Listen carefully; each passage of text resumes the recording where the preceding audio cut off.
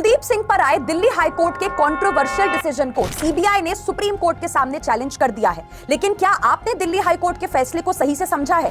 देखो, कुलदीप सिंह जो जेल में सजा काट रहे थे, उन्होंने दिल्ली हाई कोर्ट के सामने एक पिटीशन लगाई सस्पेंशन ऑफ सेंटेंस की। मतलब कि जो ट्रायल कोर्ट ने उन्हें कॉन्विक्ट किया था और लाइफ इम्प्रिजनमेंट की सजा दी थी, उसे कुलदीप सिंह ने चैलेंज किया हाई कोर्ट के सामने, यानी कि अपील फाइल की। तो जब तक आपकी अपील पेंडिंग होती है और उस पर कोई डिसीजन नहीं आ जाता, तब तक कोर्ट आपकी पनिशमेंट को टेम्पररी बेसिस पे रोक देता है, उसे पॉज कर देता है और पर्सन को बेल मिल जाती है। इसका मतलब ये बिल्कुल नहीं होता कि एक्यूज्ड इनोसेंट हो गया या केस खत्म हो गया।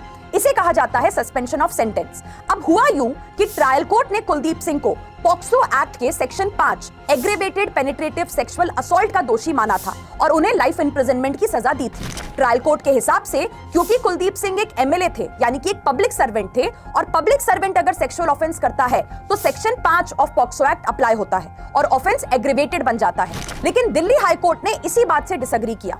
हाई कोर्ट ने कहा है कि आईपीसी के सेक्शन 21 के अकॉर्डिंग एमएलए एक पब्लिक सर्वेंट नहीं होता है। तो अगर कुलदीप सिंह पब्लिक सर्वेंट है ही नहीं, मतलब सेक्शन 5 पॉक्सो एक्ट अप्लाई नहीं हो सकता।